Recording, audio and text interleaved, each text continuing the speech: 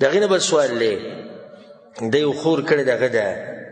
چې په تېر شوي رمضان کې د رمضان په میاشت کې زه ډېره زیاته بیماره ومه د معدې بیماره او معده به زما پړسېده او ډېرې بیماریانې وې چې ما به څه هم نشو اخیستی نو ما خپل خاوند ته دا ووایي چې ما ډاکټر له بوځه وی هغه ما ته جواب کې وی چې مور کپړو اخیستو له ځي نو زه هغه بوځمه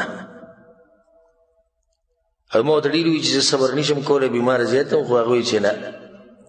د هغې نه بعد وي زما ماشوم وشو په اپریشن باندې نو بیا هغه اپریشن چې کوم ځای باندې شوی و هغې دلاسه وي ما ته بیا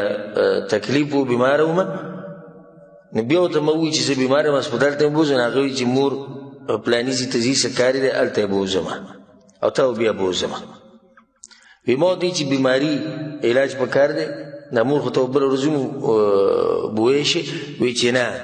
مور همیشه مور ده او دا په اوله کې ده که ته مړه کېږي او که هر څه کېږي ځکه چې د مور د لاسه به زه جنت ته ځم ستا د لاسه نه نو دې سړي مباره کې ته څه وې زه دا کار صحیح ده که غلط الجواب بالله توفیق هغه دی چې په دې کې خو څه شک نشته چې مور د ټول نه زیات حق لري په دې انسانانو کې په دې خپل بچي باندې دې کې خو څه شک نشته او د دې بچي د دې مور پلار سره ښه کول بیا خصوصا د مور سره ښه کول دا خو په ده باندې واجب دي ووصینا الانسان بوالدیه احسانا مور پلار سره به ښه کې الله به کې خصوصا د دې مور تذکره وکړه حملته امه کرها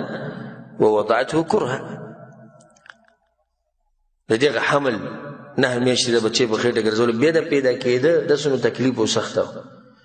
دغه شان ابو هريره رضی الله روایت دی چې په رسول الله پسې یو کس راغی یا رسول الله من احق الناس بحسن صحابتي یا رسول الله څوک ډېر حقدار دی چې د هغه سره ښه وکړم رسول الله ته امک ستا مور وی بیا څوک وی امک وی بیا څوک وی امک وی بیا څوک وی بیا پلار او بیا نور خپل خپلوان دا حدیث په صحیح بخاري صحیح مسلم کې دی نه دا واضح شو چې 3 پیرې رسول الله مور تذکر وکړي د مور حق ډېر زیات دی خو د هغې دا مطلب نه دی چې د مور حق ډېر دی د نورو خلکو حق خوره د پلار حق ډېر دی د نورو خلکو حق خوره موږ پښتنو کې دا مرض دی خصوصا چې موږ یا ډېر مخې ته ځو او یا له منډه شاته ځو هغه طریقه نه کوو کوم چې وسطیت ته چې شریعت یې ولاره ښولې ده کله چې موږ چاته نصیحت وکړو چې د مور پلار سره ښه کوو دومره ښه ورسره شروع کړي چې هغه ښځې نه یو څاروی او زناور جوړ کړي هغه بلکل پرېږدي که ورته ووایو چې نه د دې ښځې هم په تا باندې حق شتي دومره ښه ورسره شروع کړي چې هغه مور پلار پرېږدي د دې بعضو خلکو دا مطلب دی چې د یو حق ادا کوي د نورو دا به تیرې ګنې حق نه ادا کېږي دا غلطه خبره مور خپل مقام دی د پلار خپل دی د رونو خپل دی د ښځې خپل دی د بچو خپل دی د ملګرو خپل دی هر سړي له به ته د هغه حق ورکې د هغه حصه به هغه له ورکې ډېر ورته موږ دا کوم چې دا کار کوي چې کوم الله چې تا ته دا ویلي چې د مور سره به ښه کې همدغه الله تا ته دا هم ویلي چې د ښځې سره به ښه کې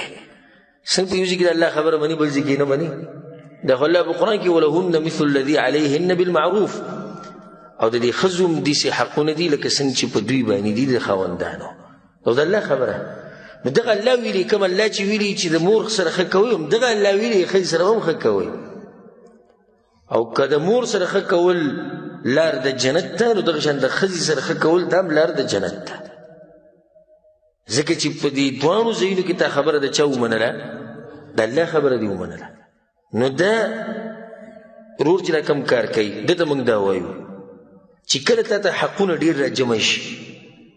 کارونه ته ډېر شي نو بیا په دې کې ګوره چې په دې کې عاقد کم یو دی ضروري کم یو دی او علماء یو قاعده خودی فقهي اذا تزاحمت المصالح قدم الاعلى منها کله چې مصلحتونه ډېر شي په تا باندې نو کم چې پکې د ټول نه زورور دی او غوره دی او ضرورت ودرې هغه مخکې کا دې چې د خپله مور بوځي کپړو اغوستول او چکر له او پلاني ځیله پلاني ځیله دې ته په عربۍ کې کمالیات وایي یعنې یو ضروري شی نه دی او ښځه هسپتال ته بو داسې دي دا ضروري په دې ټیم کې په ده باندې واجب دي چې د خپله ښځه بوځي علاج دپاره اگر که مور په دې باندې خفه هم شي څه خبره نه موږ وایو که خپه هم شي څه خبره نه ځکه چې مور چکر له بوه او کپړو اخیستو له بوه او غم ښادۍ له بوه دا وروستنۍ مسله ده په نسبت د دې چې ښځه غریبه بیماره ده په کټ کې پرته ده که دی وایي چې دا خو مور به رانه بیا خفه شي خیرې به هېڅ خبره نه ده دا شریعت دی شریعت وایي چې هر چا له د هغه حق ورکړه د ښځې دا حق دی په تا باندې چې ته علاج له بوځې هسپتال ته یې بوځې اوس که چېرته داسې وشي چې د دواړو دا خبره لازمي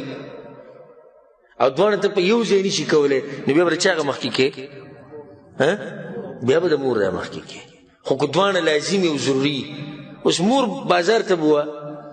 د خیر سبا یې بوځه بل سبا یې بوځه مور غم ښادۍ له بوه سبا بل سبا یې بوځه چکر له بوځې سبا بل سبا یې بوځه ښځه هسپتال ته بوه هغه بیماره ده دا واجب دي په تا باندې د دې به تا نه تپوس کېږي د قیامت په ورځ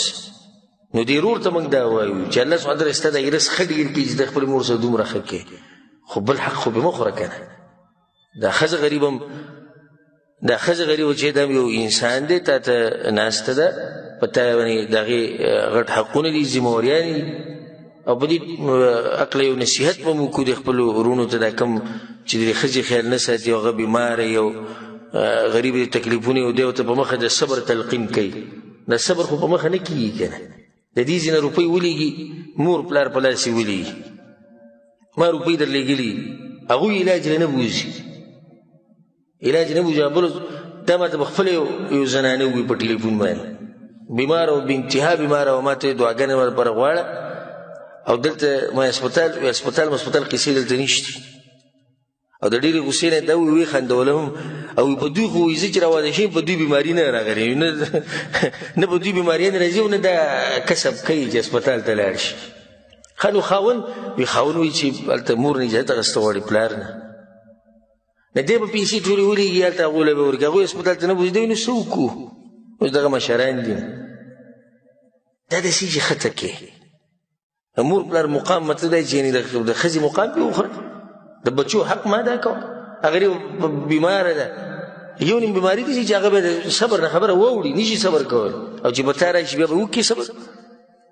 نو د ظلم دی زیاتې دی بیا موږ دې خور ته دا وایو چې خیر د خپل خاوند معذوره وګڼه ځکه چې قصد او اراده ښه ده اگر که کار یې څه دی غلط دی خو اراده یې ښه دی چې د مور سره ښه کول مور مخکې ده او په طریقه باندې پوه کول پکار دي داسې خاوند ښځې له پکار چې په ارام ورسره خبرې وکړي من ذا الذي ما ساء قط ومن له الحسنى فقط هغه څوک دی چې بالکل د ګناه نه دی شوي او هغه څوک دی چې همیشه ښه کارونه کړي دي انسان کمزوری دی نه کمی زیاتی کیږي والله اعلم